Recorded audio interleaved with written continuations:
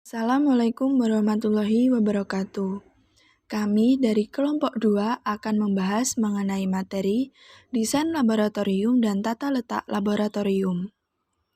2 yang beranggotakan Akna Ayu Rahmadani dengan NIM 207200002, Devika dengan NIM 207200007, Nafi Mamluah dengan NIM 207200023, Novi Dia Rahmawati dengan NIM 207200028, Pramudia Andriana dengan NIM 207200032. Memasuki pembahasan yang pertama, yaitu pengertian dari laboratorium yang akan disampaikan oleh Novi Dia Rahmawati dengan NIM 207200028. Sumber daya manusia dapat berkualitas apabila pendidikan yang diberikan berkualitas baik pula. Berkualitas di sini artinya adalah pendidikan yang mampu mencapai sebuah tujuan pendidikan. Tujuan pendidikan sendiri dapat tercapai apabila sekolah memberikan fasilitas penunjang guna memperlancar proses belajar mengajar. Salah satu fasilitasnya adalah seperti laboratorium. Etimologi, kata laboratorium berasal dari kata Latin yang berarti tempat bekerja. Dan dalam perkembangannya, kata laboratorium mempertahankan kata aslinya yaitu tempat bekerja, akan tetapi khususnya untuk keperluan penelitian ilmiah. Laboratorium perlu dikembangkan karena berperan untuk mendorong efektivitas serta optimalisasi proses pembelajaran melalui penyelenggaraan berbagai fungsi. Laboratorium adalah tempat untuk belajar mengajar dengan melalui metode praktikum yang dapat menghasilkan pengalaman belajar di mana siswa berinteraksi dengan berbagai alat dan bahan untuk mengobservasi gejala-gejala yang dapat diamati secara langsung dan dapat membuktikan sendiri sesuai dengan apa yang mereka pelajari. Selanjutnya adalah pengertian dari laboratorium menurut para ahli. Yang pertama adalah Purwadarminto. Laboratorium adalah tempat untuk mengadakan percobaan, penyelidikan, dan sebagainya, atau segala sesuatu yang dapat berhubungan dengan ilmu fisika, kimia, dan sebagainya. Sedangkan menurut Abdul Kafi, laboratorium adalah ruang kerja khusus untuk percobaan-percobaan ilmiah yang dilengkapi dengan peralatan tertentu. Menurut Nuryani, laboratorium sering diartikan sebagai ruang atau tempat yang berupa gedung yang dibatasi oleh dinding dan atap yang di dalamnya terdapat sejumlah alat dan bahan praktikum. Jadi, laboratorium merupakan tempat riset ilmiah yang mana untuk penelitian atau percobaan. Laboratorium dalam dunia pendidikan sangat diperlukan karena merupakan tempat menimba ilmu pengetahuan dengan cara nyata kebenarannya, yakni dengan melalui percobaan atau eksperimen. Saya Nafi Mamluah dengan NIM 207200023 akan menjelaskan tentang peran laboratorium IPA.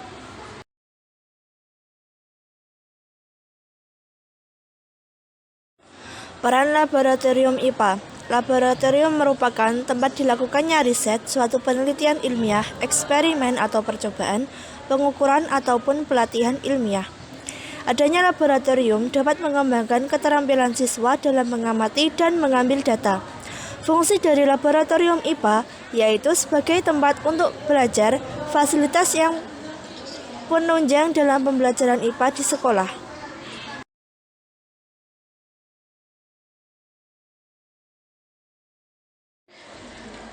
Adapun peran penting laboratorium IPA yakni untuk mengembangkan, menumbuhkan, dan meningkatkan aspek sebagai berikut. Yang pertama, keterampilan memilih dan mempersiapkan peralatan dan bahan yang akan digunakan dalam percobaan. Yang kedua, keterampilan dalam menggunakan peralatan dan bahan. Ketiga, keterampilan dalam merancang percobaan, membuat urutan kerja, dan melakukan percobaan. 4. Untuk melakukan pengamatan, pengukuran, dan pengumpulan data. 5. Kemampuan mengorganisakan data, melakukan data analisis dan menafsirkan hasil dari pengamatan yang dilakukan. 6. Kemampuan menarik kesimpulan secara logis. 7. Mengkomunikasikan hasil prosedur dan hasil penyelidikan secara jelas. 8. Kedisiplinan dalam mematuhi aturan dan tata tertib untuk keselamatan kerja saat berada di laboratorium.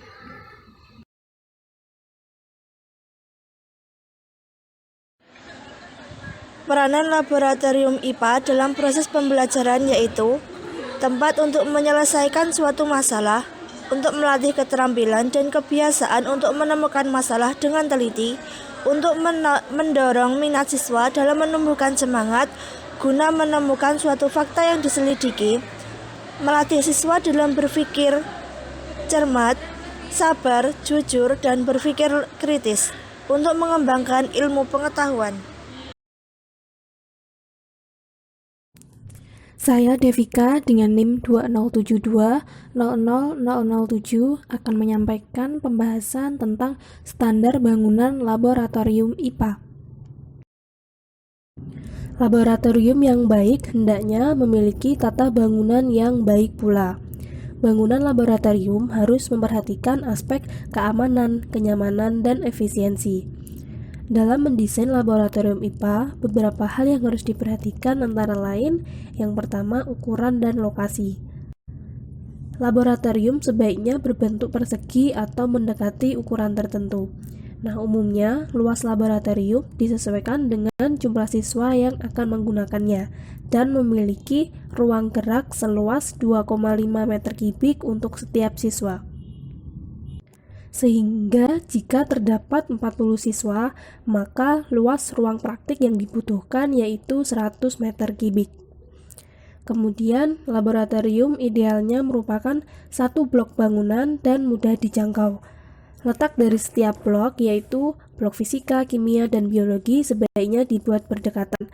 Ini digunakan untuk memudahkan dalam pengelolaan dan pelaksanaan praktikum. Kemudian, laboratorium dibangun berkaitan dengan arah datangnya cahaya matahari. Ini dikarenakan di laboratorium banyak dilakukan kegiatan pengamatan yang membutuhkan penerangan yang lebih besar. Contohnya, kegiatan pengamatan objek di bawah mikroskop. Laboratorium juga hendaknya tidak terletak dalam arah angin untuk menghindari pencemaran udara dari gas sisa reaksi kimia. Letak laboratorium juga hendaknya tidak berdekatan dengan bangunan lain agar dapat memberikan ventilasi dan penerangan yang optimal. Di sini jarak minimal bangunan laboratorium dengan bangunan lain yaitu 3 meter. Berikut adalah contoh desain laboratorium IPA. Di sini terdapat ruang persiapan, ruang penyimpanan, dan ruang inti atau ruang praktikum. Yang harus diperhatikan dalam mendesain laboratorium IPA selanjutnya yaitu dari aspek kesehatan. Laboratorium harus memiliki ventilasi yang baik untuk sirkulasi udara di dalam laboratorium. Nah, ventilasi ini dapat berasal dari jendela laboratorium atau langit-langit yang tidak tertutup rapat. Kemudian, laboratorium juga memiliki sanitasi, baik di dalam maupun di luar gedung. Selanjutnya dari aspek kenyamanan. Lokasi laboratorium harus mudah dijangkau. Misalnya, jika terjadi kebakaran akan mudah dijangkau oleh mobil pemadam kebakaran. Kemudian, ruangan laboratorium hendaknya memiliki temperatur yang tidak melebihi temperatur di luar ruangan. Ruangan laboratorium juga membutuhkan penerangan yang cukup. Penerangan ini dapat diperoleh dari cahaya matahari atau listrik. Kemudian, laboratorium juga sebaiknya dilengkapi dengan 2 pintu masuk yang berada di ujung ruangan. Salah satu pintu ini berfungsi sebagai pintu darurat dan dapat dibuka dari dalam. Akses pintu ini tidak boleh terhalang oleh apapun, termasuk meja dan kursi, sehingga saat dalam kondisi darurat tidak akan mengganggu. Kemudian dari aspek keamanan atau keselamatan kerja. Laboratorium hendaknya dilengkapi dengan peringatan bahaya, pintu darurat, dan jalur evakuasi. Nah, jalur evakuasinya harus dapat dicapai dengan mudah dengan petunjuk arah yang jelas. Selain itu, laboratorium juga dilengkapi dengan pendukung keselamatan kerja seperti pemadam api dan hidran. Saya, Agna Ayu Rahmadani, NIM 207200003, akan menjelaskan bagaimana kriteria atau standar ruangan laboratorium yang baik dan benar. Yang pertama yaitu ruangan laboratorium. Bagian utama dan terpenting dari sebuah laboratorium yaitu ruang praktikum. Ruang praktikum didefinisikan sebagai ruang atau tempat yang digunakan untuk melaksanakan pembelajaran berbasis praktikum atau penelitian, di mana di dalam ruangan tersebut terdapat kelengkapan alat dan bahan, peraga atau demonstrasi yang menunjang pelaksanaan praktikum. Kemudian, ruang praktikum berbeda dengan ruang persiapan. Ruang persiapan mencakup ruang yang disediakan untuk melakukan persiapan alat dan bahan laboratorium. Sedangkan ruang praktikum sebaliknya, yaitu memiliki area. Kemudian yang kedua yaitu fasilitas di ruangan laboratorium. Sebelumnya, luas ruangan praktikum dibuat berdasarkan jumlah siswa dan guru yang akan melaksanakan praktikum, di mana pada umumnya luas praktikum 2 kali lebih luas dari ruangan kelas. Oleh karena itu, untuk menunjang proses pembelajaran berbasis praktikum, sebaiknya dilengkapi fasilitas di dalam ruangan praktikum.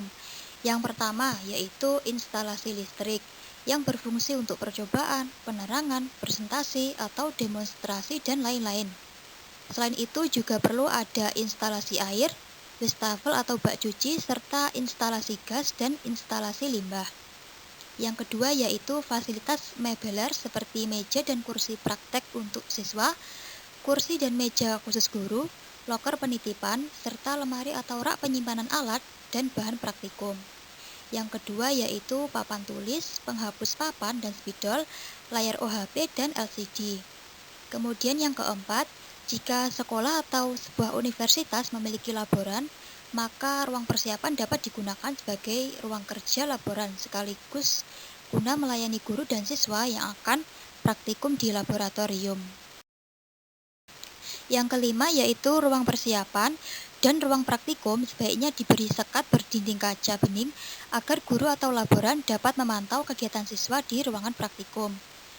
Lalu yang keenam yaitu loket peminjaman alat-alat, dan yang ketujuh, di dalam ruangan persiapan juga harus digunakan sebagai perawatan alat yang meliputi jumlah dan keadaan alat laboratorium, memeriksa dan memperbaiki atau membersihkan alat di laboratorium. Nah, selain fasilitas tadi, juga diperlukan fasilitas untuk menjaga keamanan, keselamatan, dan kenyamanan praktikum. Yang pertama yaitu ventilasi udara yang mencukupi. Ventilasi udara dapat berupa jendela maupun langit-langit yang tidak rapat dan kipas angin. Yang kedua yaitu pintu masuk dan keluar yang berbeda dengan daun pintu terbuka keluar. Yang ketiga, pintu yang letaknya terhubung dengan ruang persiapan dan ruang guru serta dapat teramati dari kedua ruangan tersebut. Yang keempat, kotak P3K. Yang kelima, alat pemadam api ringan atau APAR. Kemudian yaitu standar ruang persiapan. Ruang persiapan atau preparation room bertujuan untuk mendukung pelaksanaan praktikum di laboratorium. Karakteristik ruang persiapan yang dianjurkan yaitu yang pertama, ukuran dan lokasi ruang persiapan harus memiliki ukuran setidaknya 0,5 meter persegi per jumlah siswa. Hal tersebut bertujuan untuk menyiapkan praktikum dan menyimpan alat serta bahan praktikum. Apabila terdapat 2 buah laboratorium masing-masing untuk 30 meter persegi, maka luas minimal ruang persiapan yaitu 0,5 kali 30 siswa dikali 2 laboratorium sama dengan 30 meter persegi. Nah, standar ukuran ruang persiapan tersebut diperuntukkan sebagai 30% area kerja, 40% sebagai penyimpanan alat, dan 30% untuk sirkulasi. Agar mudah dijangkau ruang persiapan, sebaiknya ruang persiapan dibuat bersebelahan dengan laboratorium. Kemudian jika terdapat 2 laboratorium atau lebih, maka ruang persiapan ditempatkan di posisi sentral sehingga mudah dijangkau. Kemudian alat di ruang persiapan harus ditata rapi sehingga alat dan bahan praktikum dapat disimpan dengan baik. Meja pada ruangan persiapan hendaknya memiliki tinggi kurang lebih 90 cm agar guru atau laboran yang bekerja dapat menjangkau dengan mudah. Nah, yang terakhir yaitu kriteria ruang penyimpanan. Ruang penyimpanan atau gudang khusus laboratorium dapat digunakan untuk menyimpan alat dan bahan yang sudah tidak terpakai lagi. Nah, bagaimana sih kriteria standar ruang penyimpanan yang baik itu? Yang pertama, yaitu ruang penyimpanan terletak di dalam laboratorium, tepatnya bersebelahan dengan ruang persiapan. Untuk menjaga keselamatan dan memudahkan pengambilan peralatan, umumnya ruang penyimpanan memiliki satu pintu masuk dan keluar melalui ruang persiapan. Yang ketiga, ruang penyimpanan juga harus memiliki ventilasi udara yang memadai, serta instalasi listrik. Selanjutnya, saya akan menjelaskan mengenai tata letak peralatan laboratorium. Tata letak alat laboratorium ini merupakan salah satu fungsi dari manajemen laboratorium. Tata letak peralatan laboratorium ini sangat erat kaitannya dengan pengelompokan, penempatan, penyimpanan, dan kemudian pemeliharaannya serta penggunaannya. Selanjutnya, peralatan laboratorium ini dibedakan menjadi 3 kategori, yaitu kategori yang pertama, peralatan kategori nomor 3, biasanya cara pengoperasian serta perawatannya dilakukan tidak mudah atau sulit, serta resiko penggunaannya juga tinggi. Biasanya sistem kerjanya diperlukan pelatihan khusus atau sertifikat. Yang kedua yaitu peralatan kategori nomor 2. Peralatan ini biasanya cara pengoperasian serta perawatannya dilakukan dengan sedang atau tidak terlalu sulit, serta resiko penggunaannya juga sedang. Biasanya sistem kerjanya diperlukan pelatihan khusus atau tertentu. Dan yang terakhir yaitu peralatan kategori nomor 1. Peralatan ini pengoperasian serta perawatannya mudah atau tidak sulit, serta resiko penggunaannya sedang.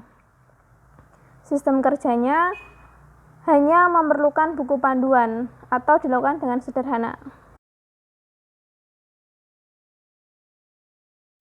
Selanjutnya yaitu hal-hal yang harus diperhatikan dalam penyimpanan atau penataan peralatan laboratorium. Yang pertama, kita harus mengetahui jenis bahan dari peralatan tersebut. Apabila telah mengetahui, maka kita akan mudah dalam melakukan penyimpanan serta perawatannya. Yang kedua, alat yang bersifat logam harus diletakkan di tempat yang berbeda dengan alat yang terbuat dari gelas atau porselen. Ketiga, kita harus memerhatikan aspek bobot dari peralatan tersebut. Aspek ini berfungsi untuk penyimpanan serta perawatan alat tersebut agar terawat dengan aman.